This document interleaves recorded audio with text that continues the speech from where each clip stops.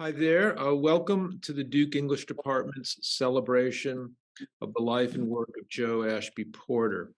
My name's Joe Donahue. I'm a poet and professor of the practice in creative writing here at Duke.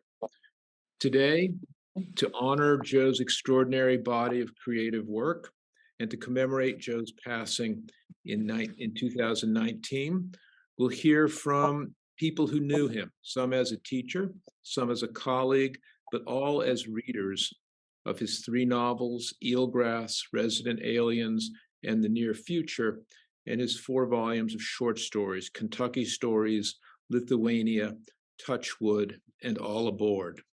We'll proceed in our celebration by that steadfast friend of writers far and wide, the alphabet. There will be no discussion or question and answers, but the video recording of our gathered remarks will be made available on the English Department website. Our speakers in order will be Doug Clark, Lucy Corin, myself, Joe Donahue, Vivian Liu, J.P. Lucaci, Melissa Maloof, Nathaniel Mackey, and James Tierney. I'll give you a brief bios now of the folks, and then we will just go from speaker to speaker. Doug Clark's nonfiction work is entitled The Last Whalers, 3 Years in the Far Pacific with a Courageous Tribe and a Vanished Way of Life, published in 2019. Clark is a writer whose articles have appeared in the New York Times, GQ, Rolling Stone, and numerous other publications, as well as being a contributor to the website of The New Yorker. Lucy Corin, is a novelist and short story writer. Her collection of stories, 100 Apocalypses and Other Apocalypses, was published in 2013. Corin's second book, The Swank Hotel, appeared in 2021. Corin's stories have appeared in the Mid-Atlantic Review, Conjunctions, Tin House, Plowshares, PEN America, and the Iowa Review. My most recent volume of poetry is entitled Infinite Criteria. Vivian Liu, class of 18, author of Untethered, studied creative writing with Joe Porter. J.P. Lucaci received the award for the most original honors thesis in 2016 and now works for Bridgewater Associates. Melissa Maloof is the author of a collection of stories, No Guarantees, and 2 novels, It Had to Be You and More Than You Know. Melissa taught creative writing at Duke for many years and was a colleague of Joe Porter's. Nathaniel Mackey is the Reynolds Prize Distinguished Professor of Creative Writing at Duke. He's the author of, most recently, a book of poetry, Birds Anonymous, and the box set of poetry entitled Double Trio, which is 6 books of poetry in 3 volumes in 1 box. James Tierney was a student of Joe Porter's and is a frequent contributor to the Golden Handcuffs Review. So with that, we'll start with Doug. Hi, all. Thanks for letting me to speak. It's a real honor to be able to remember Joe. And I first met Joe back in 2006 when I was a sophomore. It was his introduction to Shakespeare class. I took both sort of the pre-1600 and the after 1600 back to back over the course of that year, as I'm sure many of the people watching this did. And for me, that course was an extraordinary revelation. I was a not particularly intellectually serious bumpkin out of Utah. I had, knew who Shakespeare was interested, but had never before dealt with the texts and the plays with such sort of deep intellectual rigor and feeling. I still remember Joe standing at the front of the class and speaking specifically about Romeo and Juliet, and sort of watching him unpack specific lines, unpack characters like that of Mercutio. It was like watching someone unfold a universe out of a few words, or out of a single speech. It was intellectually marvelous. It was spiritually moving, and his precise and incredibly sort of rigorous intellect was transformative for me.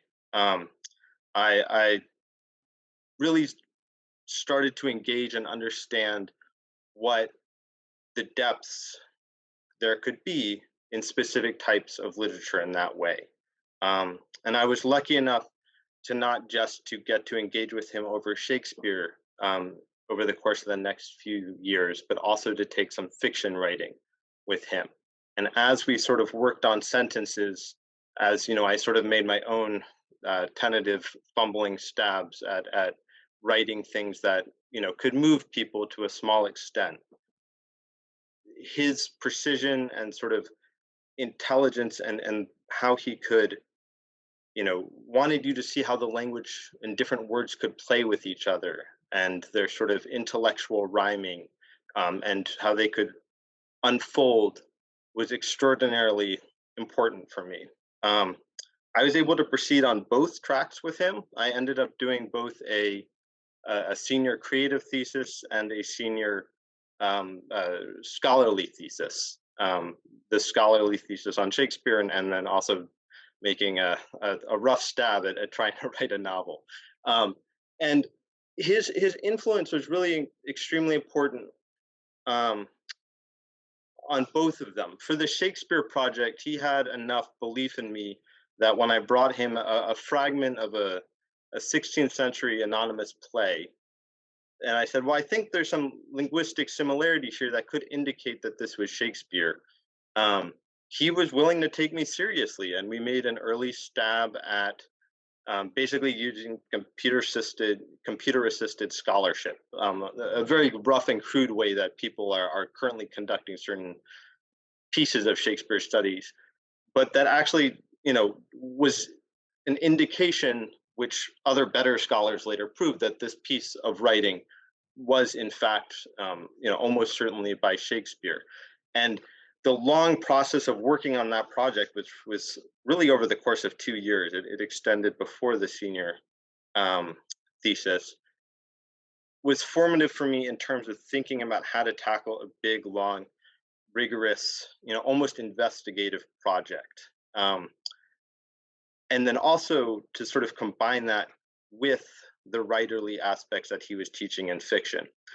And I did not end up a Shakespeare scholar, nor did I end up a novelist, but the two things that he taught me combined into my current work, which is as an investigative journalist. I work for ProPublica these days, and I really see a lot of the seeds and habits of intellectual thinking that Joe led me on as sort of starting at that point. So I was extremely grateful and felt that it was he was an extraordinary teacher and felt extraordinarily lucky to get to work with him. The last chapter of my relationship with Joe was when I moved back to Durham, and for the last few years of his life, and getting to know him as a friend, and getting to have a more of an equal relationship, and just sort of getting to enjoy his and Eve's warmth and shared meals and sort of intellectual debate, even if I was always trying to catch up, was a real honor.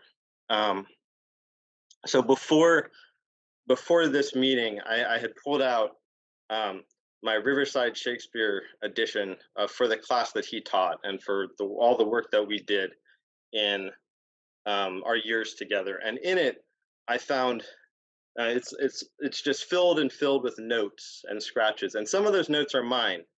But as I was going back through it, I was amazed at how many times I basically tried to write down verbatim what he was saying about a passage or a particular scholarly question. And looking at the text and sort of going back through it and seeing his notes and his thoughts in my handwriting really almost struck me as a metaphor for how teaching works. I feel incredibly lucky, to offer my tribute to him as his student, in that his ideas and his teaching and his insights have been passed on to me and shaped me, and I think exist the way that sort of the layers of my notes and texts continue to exist in this book. So I feel very lucky and have honored to have known Joe, and I wish him and Eve the best. Okay, thank you.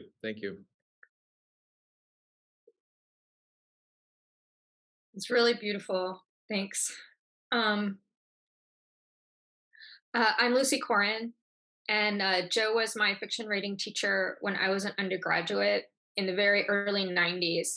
I took two or three workshops with him, including one called Longer Prose Narrative, where we wrote 10 pages of a novel every week. Can you imagine that?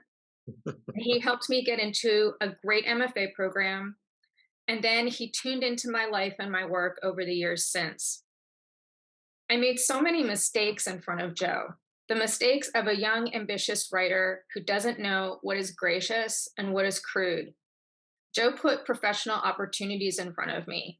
Come visit my class as a writer. Apply for this, apply for that. He put my name in for recognitions. And so often I did not know how to be in those situations, and I behaved in ways that now embarrass me. I behaved crudely. I was ungracious. But Joe never embarrassed me, and he never stopped putting me in situations where I had to try to be a writer in the world. I learned right there in front of him. I learned on him, and I learned because of him. So much of what he did was to face me in a direction and give me a little tip of the wing of a push. Here, read this. Literally, I still have lists of books he gave me, but also, here, read this in the broadest sense of those words. A memory I hold is of his open, completely present face. Um, in the front row of a reading that I did in a garage somewhere in downtown Durham, probably about 10 years ago. He was sitting with Eve and my father. Joe was laughing at all of my jokes. He laughed effortlessly, unself consciously, like there was no one else in the room. And I could feel my father relaxing into being there with me and my strange story because of the way that Joe was there, making it all so simple to just be there in a strange and disorienting world. I'm going to read a couple of passages from his beautiful novel, Forgotten Coast, which I have with me in manuscript. This is from his affable, word rich, very funny, deeply sweet, kind of bumbling, endlessly lovable protagonist who's named Lou Grable. First, here's from the early pages in which Lou is introducing himself to us via introducing himself to a waitress. Did you hear about the man in a restaurant asks his waitress, "Do you have frog legs?" She's like, "Why, yes, indeed, sir." He goes, "Then why don't you hop back to the kitchen and bring out some grub?" Let's let that be your cue, dear. I see a couple more early birds on the stairs. Nice mural out there with the waiting egrets. John James Audubon. Fresh squeezed, please. The large, pulp in. I'm locavore in principle and glad of the chance to indulge myself with this particular product, an opportunity I've waited 55 years to the day for, if you can believe it. I may have heard of your forgotten coast. Can't recall. I travel lots, actual travel for pleasure, virtual for business, although this present jaunt won't quite fit either rubric. But then we need to maintain some elasticity in our grid, some elbow room. You yourself doubtless know if we're to snatch profit from the jaws of the red. Eggs shirred, please. Can't wait to sink my choppers into your highly reputed bivalves at lunch. Thank heavens the oil spill seems to have spared can't say this name, Apalachicola. I'm going to say it. Thank heavens the oil spill seems to have spared Apalachicola. Selects here are my norm, although I've been known to slum into standards for character. Theirs, I mean. Initially, I opened a mom and pop enterprise designing and producing sentimental blog plugins, a cash cow that allowed us to kick it up a notch, industrial grade hedge fund and executive site management, faith based televangelism, and so forth. Grable Incorporated. You may well have heard of us, though we don't advertise. No need, with clients knocking down our door on 6 continents. We've barely noticed the recessions. I keep fit coaching Rust Belt Junior League soccer via satellite, and both houses sport gyms with trainers. I've been fortunate, personally, with regard to what I've been able to control. As for family, as I said, my better half passed 20 years ago, the great sorrow of my young manhood. And then two of the girls have disappointed me, but hey, win some, lose some. Here, my business card. Grable has legs to spare, our motto, riffs on the forgotten mobster legs Grable. Coffee Cuban, by the way? Black, please, yes. This Delta sugar? Great to be here in the toast, I'm guessing, of your panhandle. Early Gulf light floods the Gibson in dining room. Lou Grable clicks his cell into hibernation, shakes open the complimentary Apalachicola Herald, scans business, nods to the platinum anniversary couple fussing over the choice of table, yet showing enough thoughtfulness not to consider obstructing Lou's estuary view, a tardy oyster dory putting out through the mist, thinning over dimpling water, little else astir, not even the Spanish moss, a morning holding its breath. Toast for a change to toast my milestone, the sprouted wheat with a good serving of your signature honey butter whip. So that's how he introduces himself. And then I'm going to read from late in the novel. Here I am I'm trying to evoke the arc of a gorgeous and unsummarizable book, suggesting the beginning and end in the wake of Joe Porter's life. So Lou, these many chapters later, has met a nice lady named Meredith, and they just had a roll in the hay. He says, as we catch our breaths side by side, Meredith goes, you remember that mothball joke? The one you promised to tell when you knew me better? Do you suppose you know me well enough now, you rascal? She yawns. I nod. A asks B, do you know how mothballs smell? B shrugs, of course. So then A says, how did you manage to get your nose between their little legs? That's good, says Meredith. I'll try to remember that one. The odds are long, though. No matter how much I enjoy a joke, they have no purchase with me. Little legs, though, that's choice. In my suite, we've agreed it makes no sense to pass the night together. We both need sleep for the morrow, she for her 8:01 flight, me for my odyssey to Singapore. In my suite, undressing for the fifth time in the day, I wonder whether Meredith hasn't finessed the joke deal, even though we've been intimate and I've known her.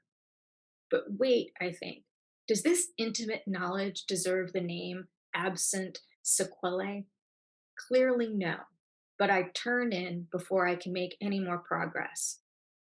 These days, if you fly on public transport, as I generally do to keep my finger on the pulse of the populace, first class isn't always so generous anymore. Scrimping is all well and good in its place, of course, but I'm taken aback when I find myself without warning on the receiving end. Naturally, Lou. Comfy enough, although the upholstery has seen better days. Doubtless par for the course here on the Alzheimer's Riviera. I must make a mental note to return to the subject of intimacy. If I'm not mistaken, I detect the telltale aura that glimmers about my pay dirt. For instance, when you come right down to it, am I genuinely intimate with yours truly? Oh, I don't mean wanking. It's thought I have in mind, specifically self knowledge or auto intimacy, as it might be called, something a successful businessman presumably has in spades. He keeps a sharp eye out over the whole playing field, which includes himself. Through and through, he weighs his own strengths and, yes, little weaknesses. Everybody has one or two at least. So far, so good. Except that now, if I try to shine the mental searchlight inside, say with an arrangement of mirrors, it doesn't illuminate much of anything really, as though there's been a short circuit or an infinite regress as I try to eavesdrop on my own thinking. But let's shelve self knowledge. We won't be the first, and recognize a more alarming specter, arisen from the shambles of my marriage, and that grins even from this latest idyll with Meredith Hatfield. The staggering possibility that at base, I don't know other minds any better than I can know my own. There be monsters. Yet look, it can't obtain across the board. given my legendary acumen for scrutinizing not only research and market trends, but also individual players, zeroing in on their Achilles heels like a heat seeking missile. So buck up there, Lou. We have plenty grounds for patting ourselves on the back. So, I mean, right, it's so intricate, but I just at rereading, I just want to mention a couple of the extraordinary moves of like moving from a quoted introduction to a waitress, um, to um, to this mode that sort of moves fluidly between a man reporting what he says to another person and what he says to himself, and a tiny glimpse at the reader in the end to sort of what he does in point of view in this book is just it's just very radical. And I was going to just end with his words, but I wanted to point out what might not be audible in the reading that I selected because the work is so rich and so complicated, and because the first thing I had to do as a reader was sink into the language, which is so peculiar that it takes a little bit, and it took a little bit. Uh, Anyhow, I don't know. That's what I've got. That's what I've got from Joe. Thanks.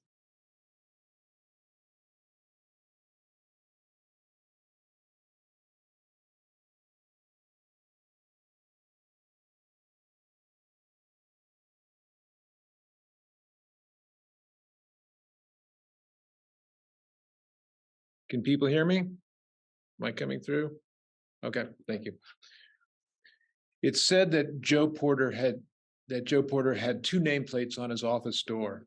One said Joseph A. Porter, the other Joe Ashby Porter. It is said he took pride in both, took pride perhaps in announcing himself to be a bit of an enigma. Who would you meet when you walked in that door? Joseph A. Porter identified the man who wrote critical works on Shakespeare. The second nameplate betrayed a fiction writer, a fantasist, a librettist of the absurd, a whimsical elegist, a raconteur deeply respectful of other people's secrets. Joe Ashby Porter was as well a poet, though he didn't need any line breaks. He embodied what Wallace Stevens, another part-time Floridian, called a mythy-mannered mind. Joe Ashby Porter wrote complexly imaginative prose, while Joseph A. Porter examined poetic language from the vantage of speech act theory. Joe Ashby Porter magically summoned into action his own complex and enchanting romances and comedies, where performative utterances are enchantments that reveal the word's Ovidian aspects. Joe's characters, or rather his, quote, figures of capable imagination, to steal from Stevens again, are always on the verge of transformation. The deeply poetic quality of Joe's fiction, the extraordinary music, the cognitive leaps of his sentences, and between his sentences, the touch of tragedy and the aura of the ineffable that seems to infuse even the broadest of his comic strokes, bring sharpness and unpredictable depth to the worlds he imagined. I don't think I was ever in the office when Joseph A. Porter was there. When I entered, it was always Joe Ashby Porter, a name that for me had long defined Duke University. Duke was the place where this mysterious author, Joe Ashby Porter, was rumored to teach. When I arrived in around a little after 2000, I found the rumors were true. Found further that Joe was a delightful colleague, welcoming, curious to hear what you might think. I remember many warm chats with him about writing and writers, about the nuances of style and the devious ways the imagination sometimes chose to work. There was always about him, as about his fiction, a peculiar mix of naive astonishment and utter knowingness. The two contraries were held together by a certain unfailing sense of timing, an almost musical sense of phrasing, even in conversation. In talking to him, one could always feel him rising toward a witty remark. You felt the wit occur to him a full second before it was uttered. And then the telltale bemusement about mouth and in his eyes as he landed an absolutely apt and gently amusing reply. I had first heard the name of Joe Ashby Porter when I lived in New York. Eelgrass had just come out the year I moved to the city. The buzz around his first book put him securely in the company of such rising writers as Walter Abish, Joseph McElroy, Don DeLillo, Toby Olson, the older Harry Matthews, a rising generation of American writers who had stripped European experimentalism for parts and used the parts to fathom America. Joe could readily be imagined back then as someone one would meet at a New Directions book party, or at an Elliott Carter recital, or a John Cage symposium, or a fiction collective blowout, or an experimental film marathon. How could the author of a book with such cachet not live in New York, not be getting by on grants on the Lower East Side, hanging out with his Harvard classmate, the novelist Lou Rowan? But then Joe was Southern, and I say this with trepidation. I'm never quite sure what Southern means, especially in regard to Southern writers. But I do know that it emphatically does mean. I learned this from another great Duke writer, Jim Applewhite, who led me to understand that if you want to ask a Southern writer about what it means to be Southern, block out an hour, get a bottle of whiskey, it will be complicated. Alas, I never had that hour with Joe. So for me, thinking about his life and work, Southern simply means how he was day to day, courteous, wryly indirect, kind, completely aware of the social situations in which he spoke, and at times, just to make sure you were paying attention, startlingly candid. In a word, not unlike his fiction. Literary history might yet place Joe in a different tradition than that of his northern cohort. He certainly deserves a place amid a yet to be fully processed history of Southern avant-garde writing, which would include Jonathan Williams, Guy Davenport, Catherine Ann Porter, Charles Henry Ford, the artists Jasper Johns, Cy Twombly, the microtonal composer Ben Jonson, and others. For Joe, this avant-gardism announces itself not in the textual apocalypse of modernist experimentation, but in the quieter, more dreamlike permutations of tone and scene and point of view, precisely at the level of the sentence and its relation, I almost said its elation, to narrative, of the single word amid those gathered around it. Joe seemed quite home among poets, as did Eves, who might on any night while sipping wine describe to us the particular beauty of Rimbaud when set to music and sung. Joe's mastery of a poetic register seems everywhere in his fiction. Amid the invention, the wit, the small characters embodying the absurdity and dignity of their circumscribed lives, he had a skill that could easily in other hands become cruelly satiric, but it was coupled with a generous attention to the weird details of American life. His hallucinatory Florida, which seems now eerily prophetic.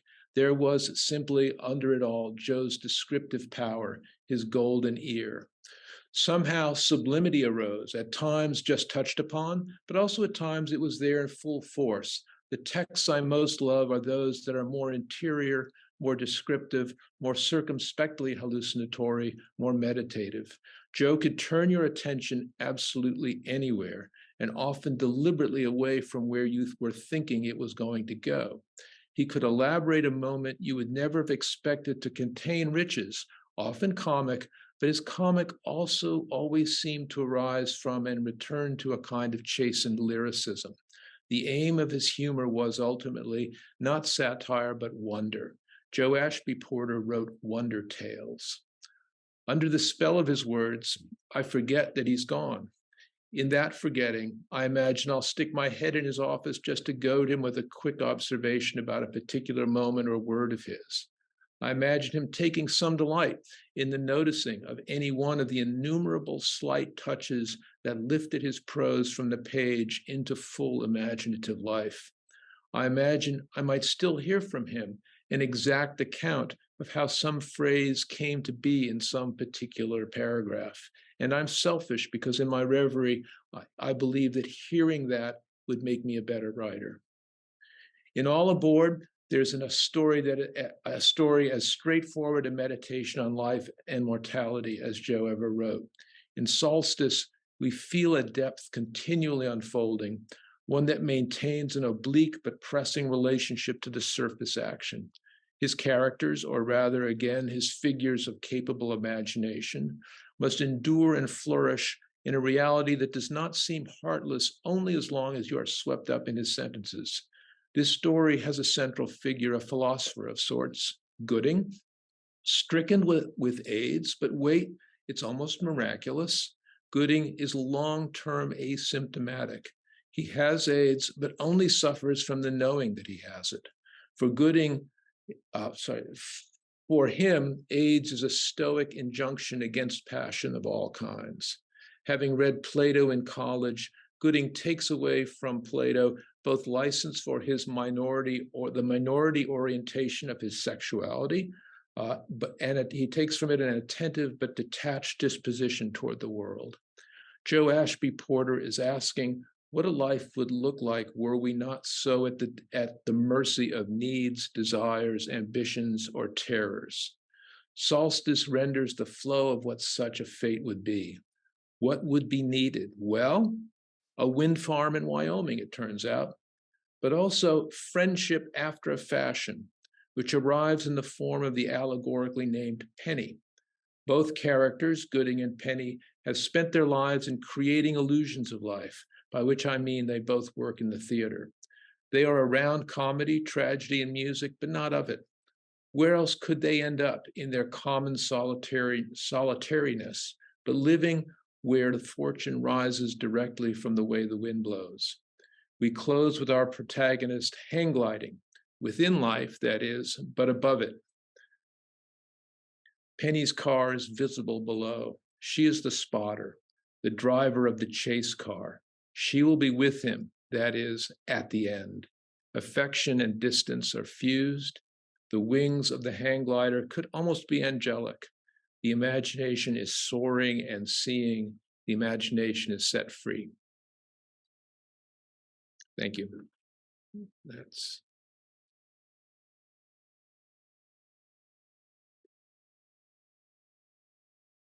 Right. So, hi, my name is Vivian, and I feel very honored to be able to speak today. I'm a 2018 graduate of Duke, and I, like many others, was fortunate enough to know Dr. Joe Ashby Porter.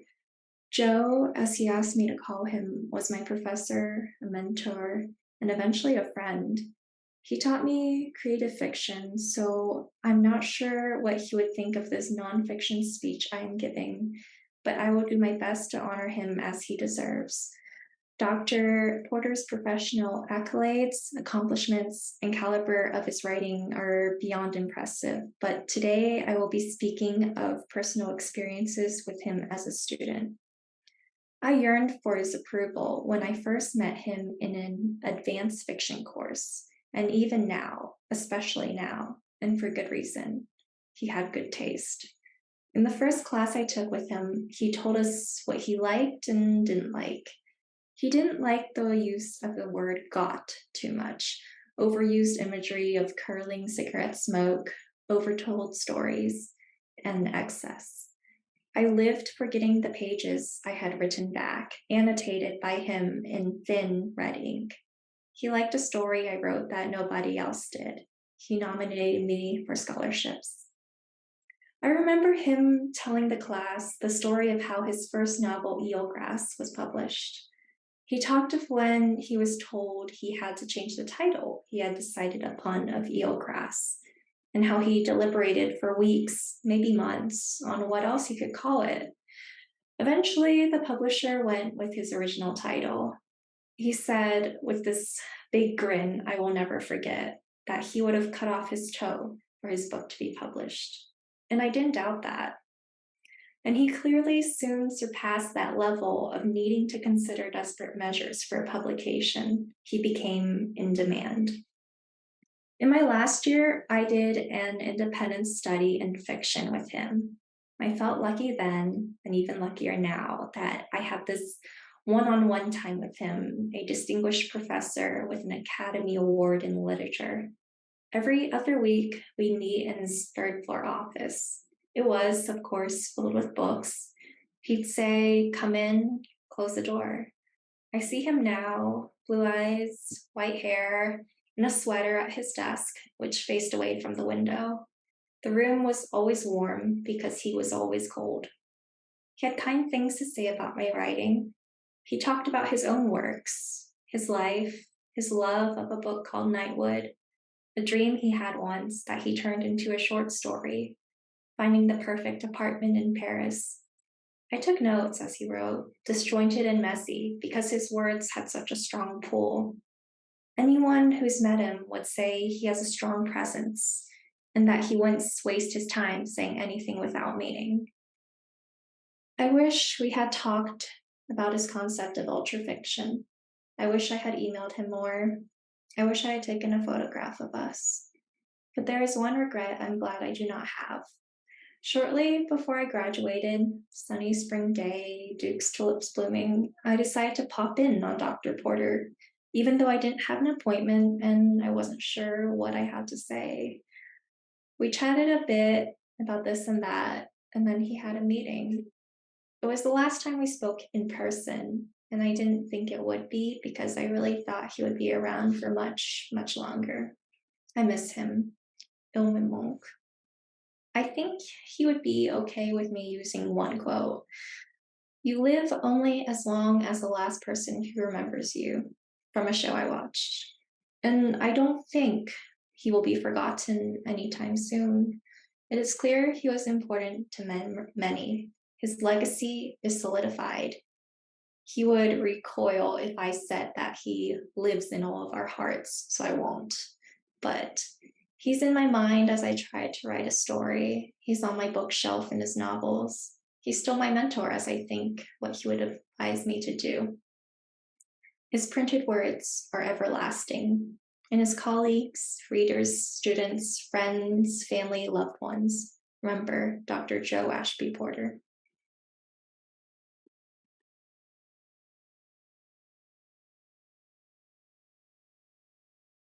Hi, everyone. My name is JP Lukács, and in addition to teaching me Shakespeare, as he did for so many, Professor Porter was my undergraduate thesis advisor as well at Duke and a mentor of mine. I'm going to plan to keep my remarks relatively short and relate just a couple of anecdotes that I think represent my experiences with Professor Porter and the passionate, encouraging, and wise person that I knew him to be. And I'll also say upfront that in the numerous correspondences that Professor Porter and I had after my graduation, he unfailingly would sign off by saying, "I hope you'll henceforth address me as Joe." But he was always Professor Porter to me, and that's how I'll continue to refer to him as today. When I eventually made the decision to complete a senior honors thesis in the English department, I immediately gravitated towards Professor Porter to ask to be my advisor. I was drawn by his kindness, his wit, his subtle sense of humor, and his deep knowledge of so many literary content areas, which for someone unsure of what they were going to write about was distinctly encouraging. I keenly remember the summer before my senior year. I was interning in Washington, D.C., sitting in the Library of Congress, poring over just the most random texts in the hope of gaining some inspiration for my thesis. Eventually, I came across something that hit me as the topic I wanted to write about. And immediately I fired off an excited and no doubt error-ridden email to tell Professor Porter. He sent back within an hour a one-sentence reply, which I was actually able to dig up in my email archives as I was writing this, so I can quote him now directly. The email read, from the summer of 2015, "Go for it. Follow the inspiration it sparks in you in whatever direction." It became clear in the months that ensued that this was to be a theme of working with Professor Porter. If I was interested in something, he became interested in that thing. If I felt passionately, he felt passionately. If I was excited, he was excited. How many people in life possess that singular characteristic, rooted so fundamentally in love and curiosity and empathy? I feel today that I'm only slowly even beginning to discover the wisdom of this kind of mentorship, to truly desire to draw the good out of somebody in an utterly selfless way. There was another phrase he would on occasion say to me, a phrase which has also stayed with me in the years since, and which I actually used a couple of years ago in a graduate school application essay, asking me to describe the best piece of advice I ever received. That phrase he used was, "Seize serendipity." I still hear it from time to time in his kind of light, kind of gravelly voice, when I feel unsure of something, whether there is a particular thread I want to pull or path I want to go down. He would say, JP, seize the serendipity of this, by which he meant, if something that happens to cross your path excites you, don't waste the opportunity to let it possess you, if even for a moment.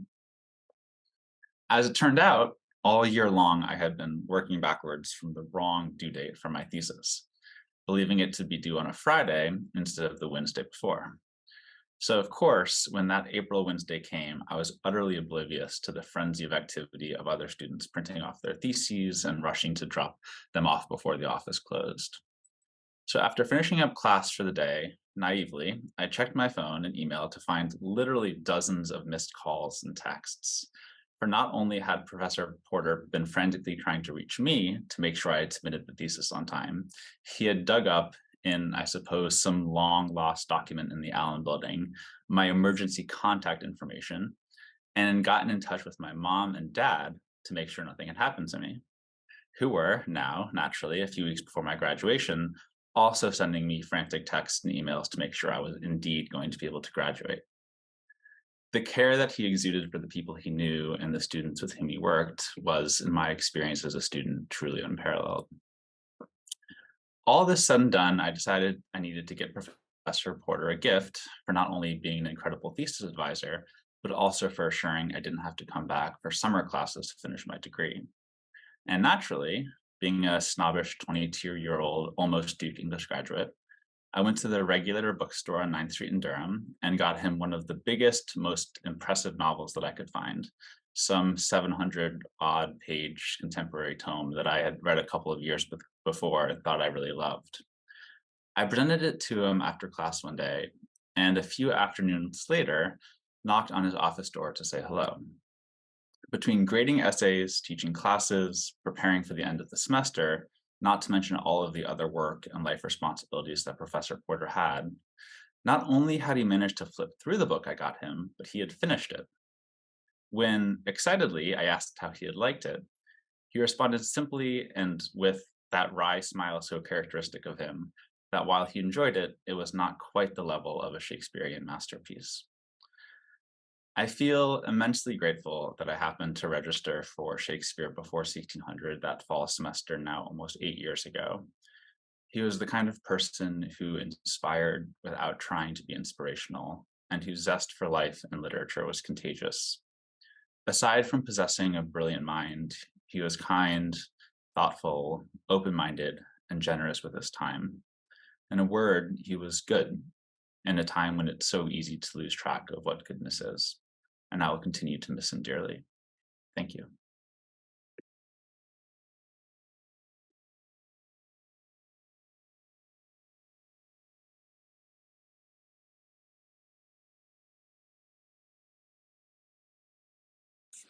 Okay, hi.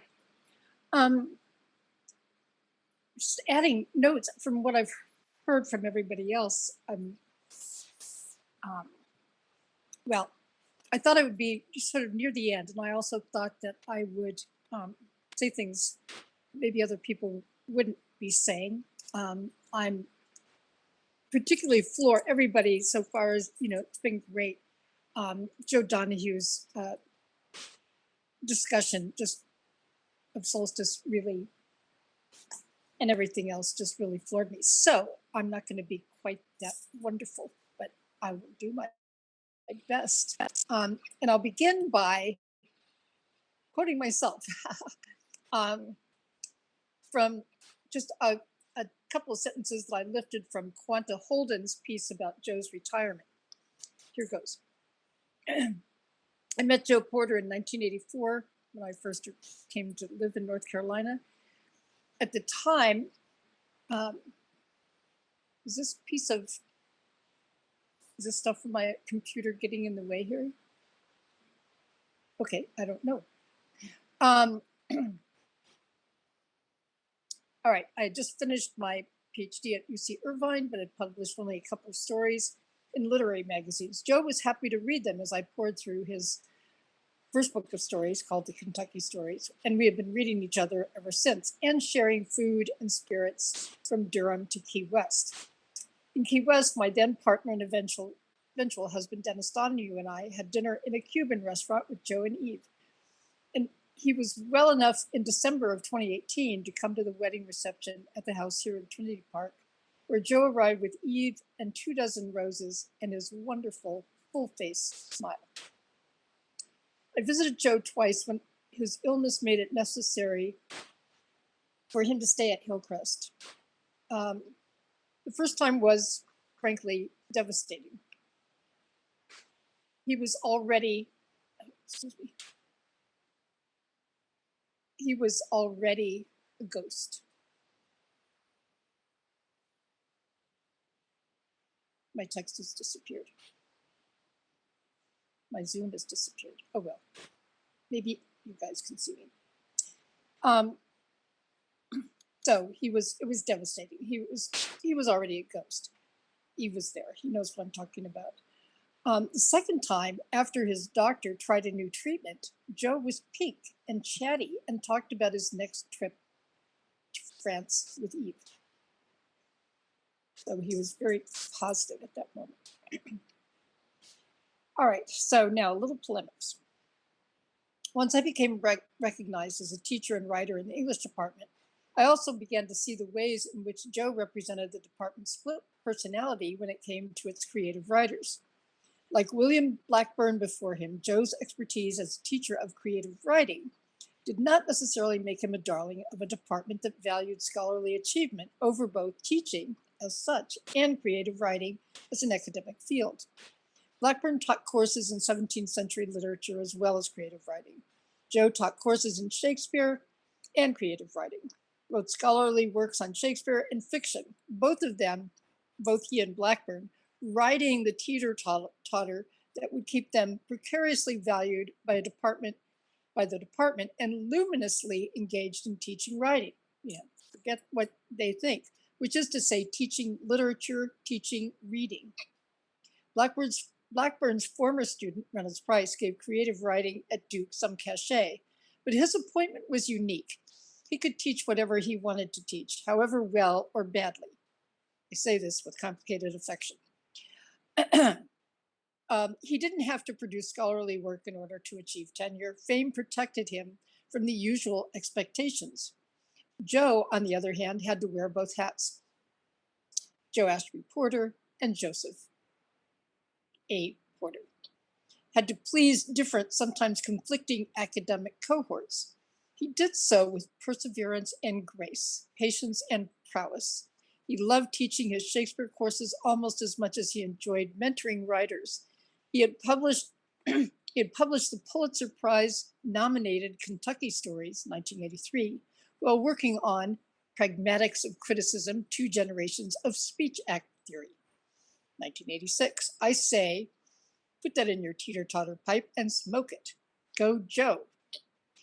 I've touched briefly on this matter of scholars versus writers, the writer's tension. I've touched briefly on this matter of the scholars versus writers' tension that William Blackburn withstood all those decades ago, only to highlight the qualities that Joe embodied that helped him to make it through the gauntlet, one of which is that he would never say, put that in your teeter-totter pipe and smoke it. I'm happy to add that creative writing has become a thriving, well-funded program again after a hiatus. And Joe, I imagine, is smiling that full-face smile.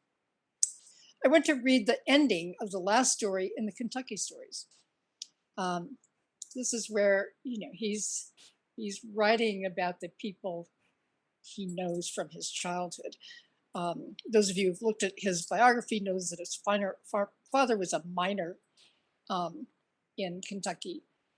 And, so Joe was, really lived the life of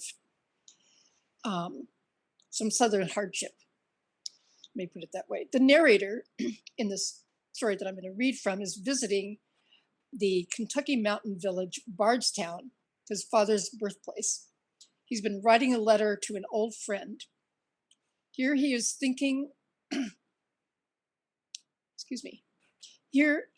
he's been writing a letter to an old friend. Here he is thinking about the day he has wandered from here to there, encountering people to whom he gives books that he bought in the local bookstore that morning, an Agatha Christie novel, a film star's autobiography, an architectural heritage of Kentucky. Not exactly an obvious, uh,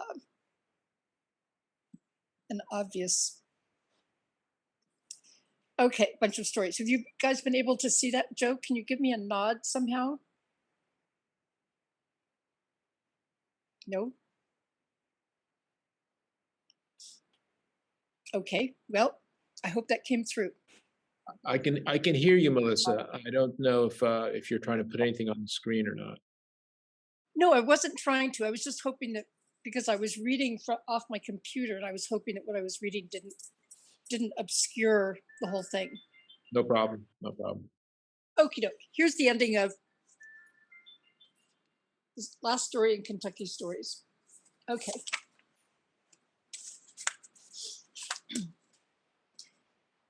After a mint julep pie and coffee, I took another walk up back streets, across a gas station parking lot, under a full moon with dogs barking, new leaves moving on the trees, and the stars I remember from childhood shining down through the clear air.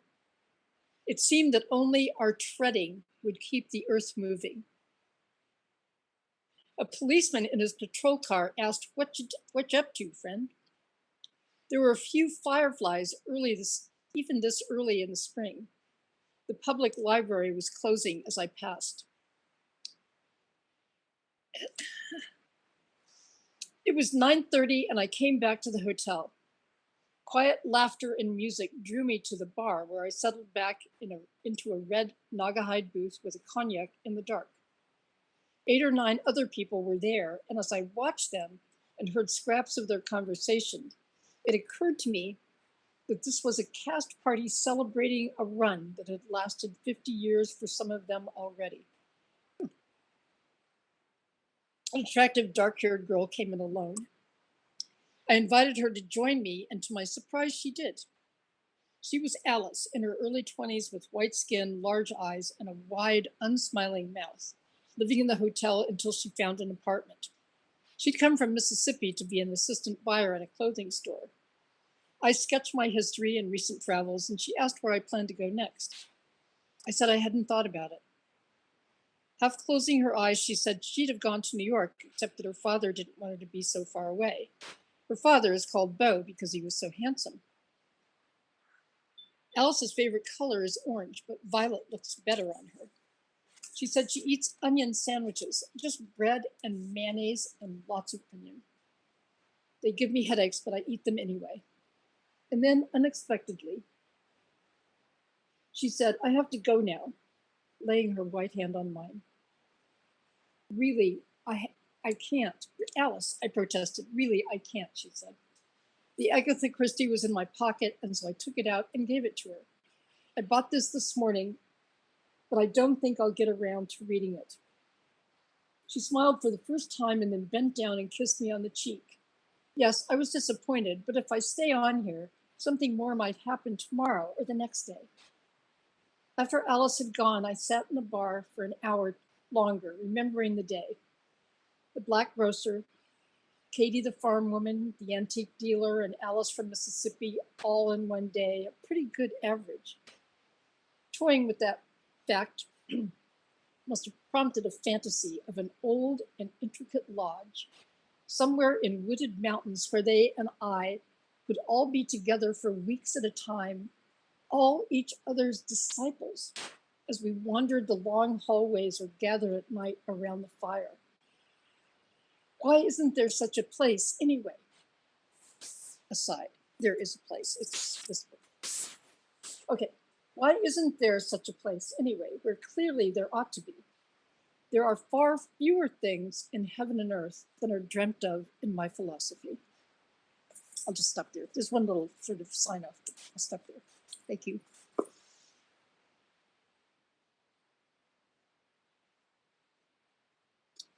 Hello, I'm Ms. Mackey. I'm Willis Price Professor of Creative Writing, and I'm happy to have been invited to speak at this memorial for Joe. And I'd like to say hello to Eve. My time at Duke overlaps with only the last of Joe's 4 decades here.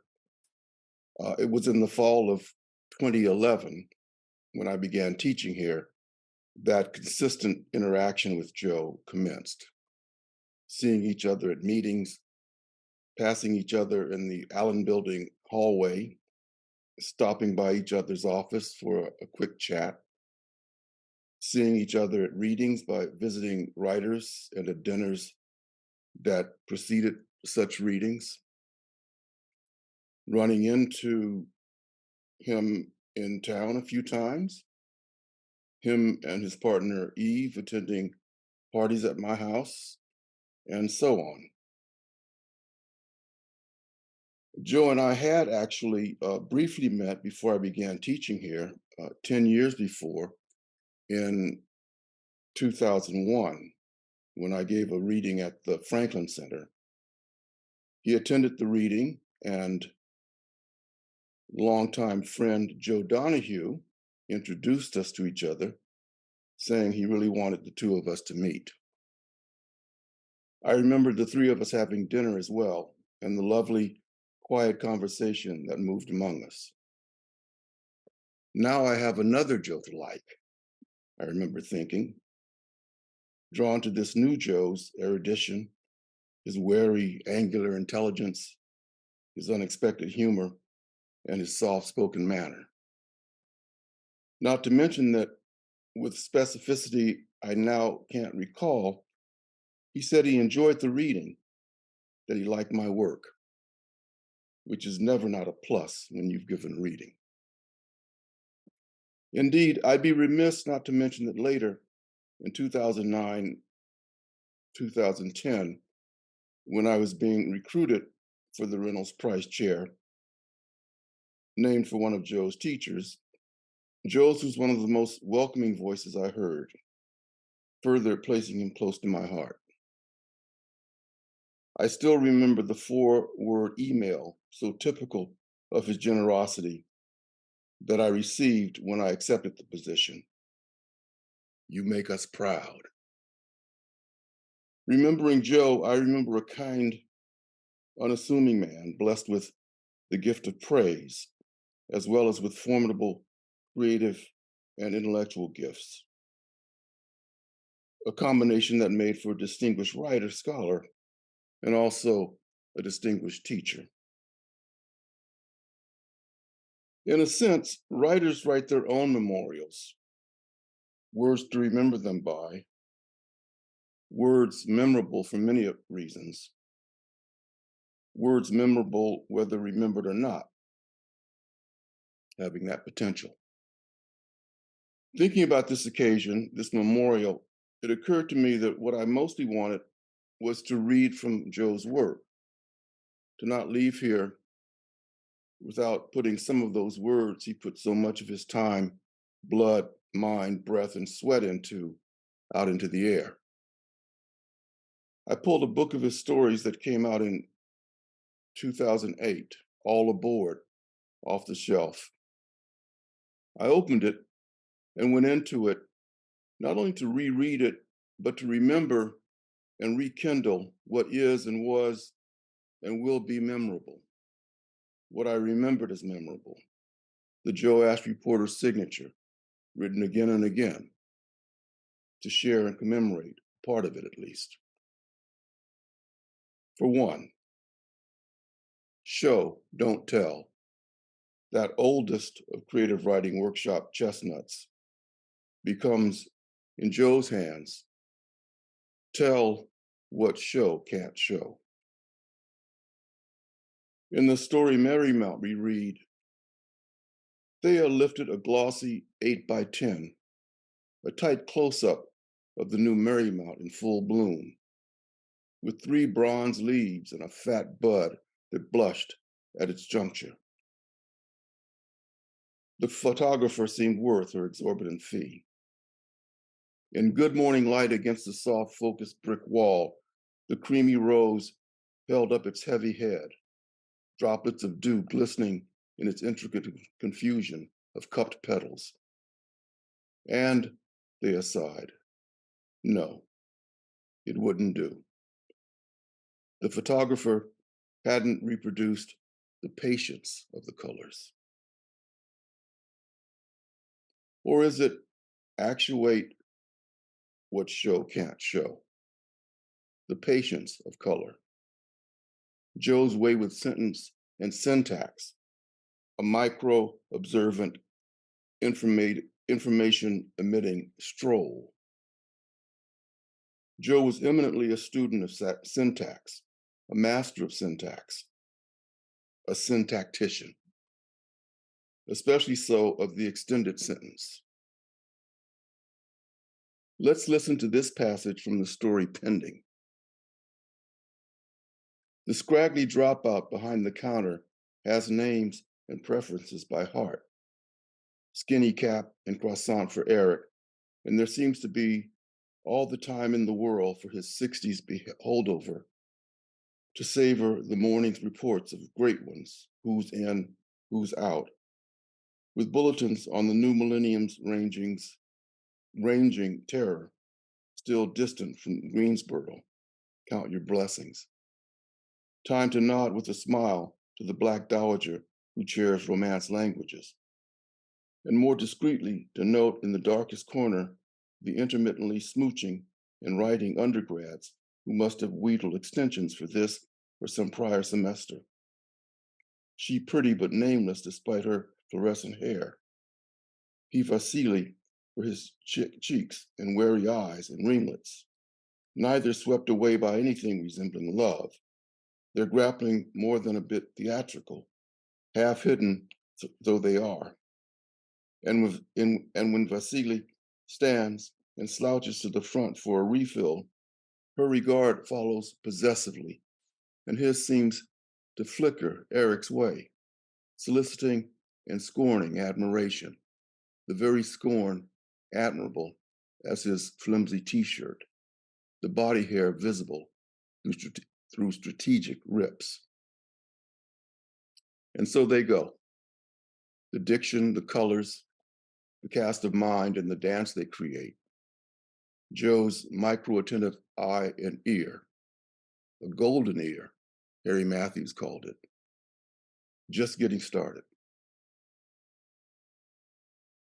Finally, let's especially on this occasion hear this passage from another story, Solstice. I should say that Joe and I did not co-conspire in preparation for this occasion. The passage. Now with the tailwind, he could fly at good ground speed. For 10 or 12 miles, he still rose to cruise altitude. Ahead, he glimpsed a moving speck he took for Penny near the horizon. He could scan the terrain for topography likely to produce wave currents and further ridge lifts, and thermal drafts as patches and strips warmed faster than others. In the nearly effortless storybook glide, Gooding spiraled up in thermals above the abandoned settlements of Rudolfo and Elwood. From one to the other, he looped east and spooked hawks and a golden eagle riding the same updrafts, as if he were a still larger raptor. And indeed, his rig felt yare enough to stoop, more than ever as if the foil had replaced his little arms and stretched directly from his shoulders. Soaring, Gooding exulted in the peerless morning, the extended day, his extended life, and in the solitary pal of a mind to humor him and truck him home at flight's end. I've read or heard it said somewhere that everyone in a dream is the dreamer. Likewise, I think everyone in a poem is the poet, everyone in a tale to tell her. I like to imagine our departed friend and colleague, Joe Ashby Porter, on the day of his death, December 14th, 2019, like or as his character Gooding Knowles, hang gliding out of here.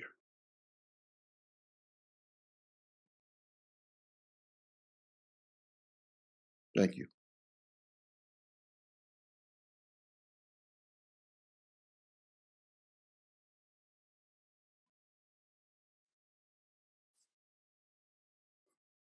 Hello, my name is James Tierney, and I'm speaking to you from Denmark, where I've spent the last decade. I was a student of Joe's in 1993 and in 1994 when I did an independent study with him. We remained friends for the rest of his life and always made it a priority to connect whenever possible. We did on many occasions.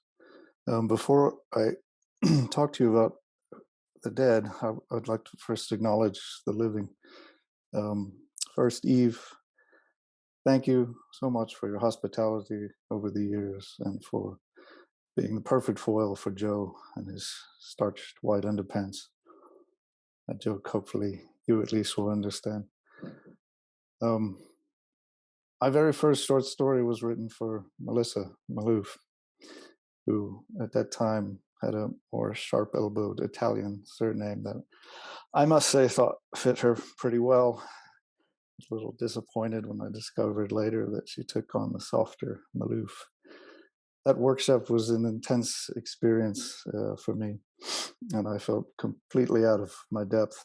Melissa nonetheless nudged me forward, advising me sagely along the way to, quote, learn a trade so as to pay the bills. Near the end of the semester, she recommended that I consider continuing studying fiction with either Reynolds Price or Joe Ashby Porter. So thank you, Melissa, for that. Reynolds Price at that time was without a doubt the dawn of fiction writing at Duke, and the more well-known name. An admission to his seminar was advertised as highly competitive. So like any 19-year-old at Duke, I wanted that badly. All I knew about this Joe Ashby Porter character was that he was an urbane gay fiction writer and Shakespearean who did not seem to be as terribly in demand as Reynolds. As a naive homophobe from South Louisiana, I had no enthusiasm for this. Around that time, there was an event in one of the small, ornate rooms of Perkins Library, which was a sort of meet the Duke writers, and I went to scout out the prospects. I arrived late and missed the introductions. I recognized Melissa and Deborah Pope, whose picture I seemed to encounter everywhere I turned in those days, but I had no idea which of the two men present was Joe Ashby Porter and which was Reynolds Price. When I walked into the room, Reynolds and Joe were in conversation, trading questions and answers about their writing practices. As I listened to them, I decided that the erudite and jowly man in the wheelchair was decidedly more effeminate in his nature than the lean and austere one in the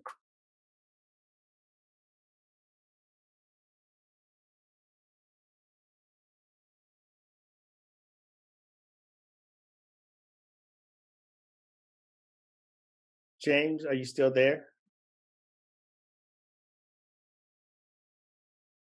James, we appear to you have frozen up. If possible, try turning off your video and see if we can continue with your audio only. Or we may have lost James altogether.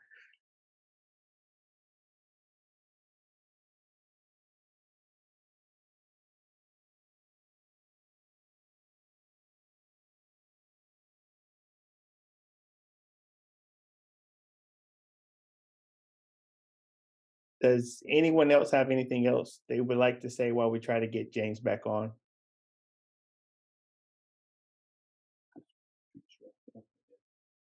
and you can kick it back to me. Come back on, right? No.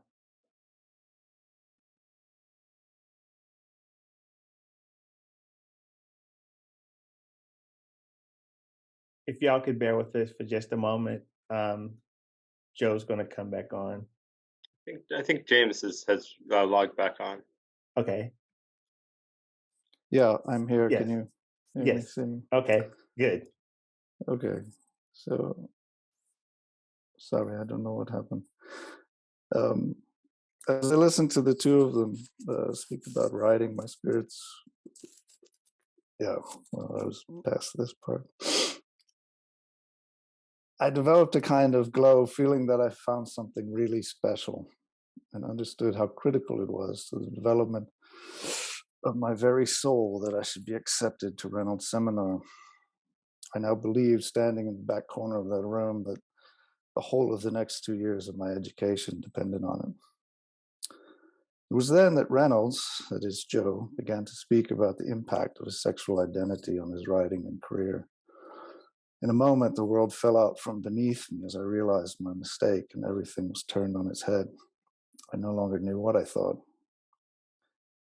Later, Melissa informed me that I was rejected from Reynolds, actual Reynolds seminar. She then offered to recommend me to Joe, and I submitted a story to apply for his seminar. At that time, I had a work-study position in the English department office. One afternoon, I was sitting at a desk, transcribing Jim Applewhite's typewritten Mark Twain manuscript into a computer so it could be transferred to a floppy disk and mailed off to a publisher. And Joe Ashby Porter leaned down, put his face in front of mine, and said, "Are you the James Tierney who is the author of The Big Yellow School Bus Full of Kids?" I was. And then Joe said, in his characteristically enthusiastic and flattering way, "Well, I haven't got any time to speak right now, but I just wanted to let you know that I think it's a wonderful story, maybe one of the best stories I have read in recent memory by a writer of any age, and certainly by any apprentice writer as you are, James, and I very much look forward to discussing it in our workshop." And he ran off like the white rabbit. Initially over the moon at this encounter, I soon began to worry whether there might not be something seriously wrong with Joe Ashby Porter. Perhaps a decade or more later, I arrived at Joe and Eve's house in Durham very late one night, as I often did, following a long cross-country drive, and Joe asked me many questions about long-distance driving. He asked me whether I preferred driving during the day in the light or at night in the dark. I gave a measured response of, well, each has its pleasures, I think, and each has its downsides, and I enumerated those that came to mind. I also thought these must be well known and not unique to my experience. Why does Joe ask me these questions? I then turned the question around to Joe. I said, "Which do you prefer, Joe?" He replied with a simple shrug that he didn't know if he had any preference at all.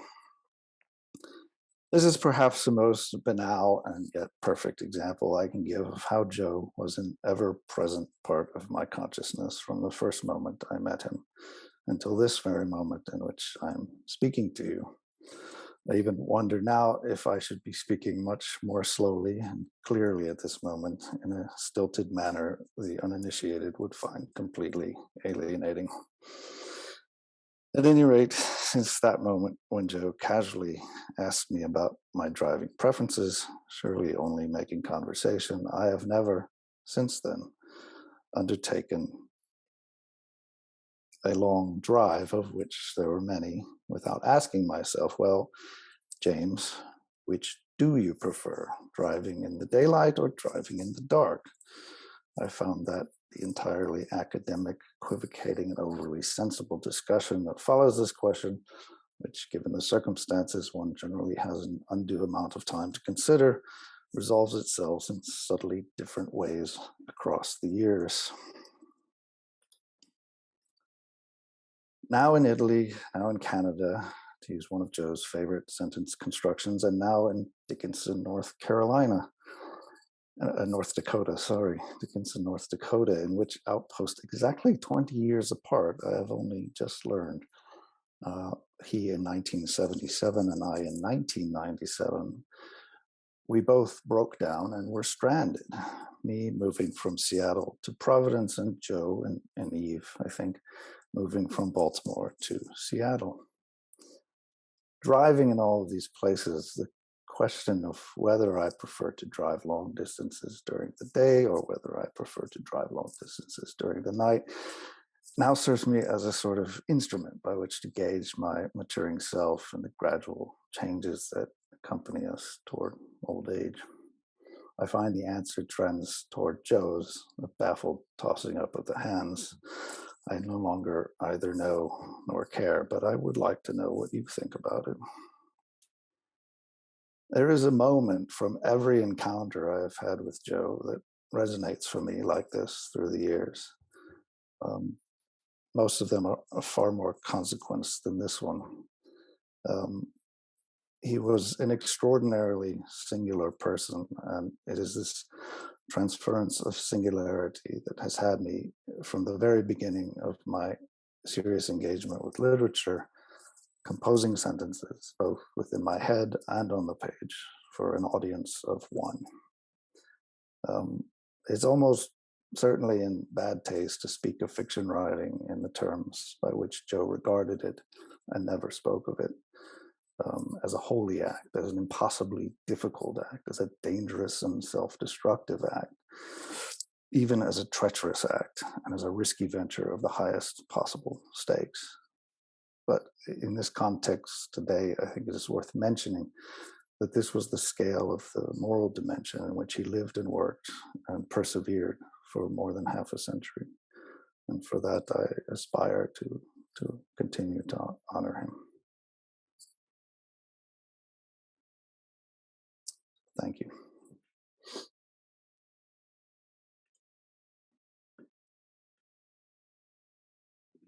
Oh, thank you all so much. That concludes our this particular remembrance, memorializing and celebration of Joe Porter.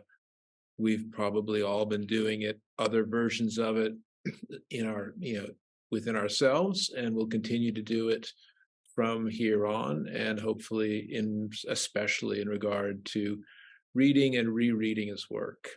Just wanted to thank everyone for offering such a wonderful, various, angular portrait of a writer who is tremendously compelling, and one hopes more and more people will find that out.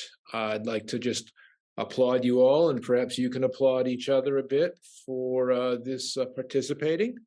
And I believe, as I mentioned at the beginning, this has been videotaped and will be available at some point, I think, through the English department. So that's it. Thank you all very much. And again, a wonderful, wonderful afternoon. Thank you.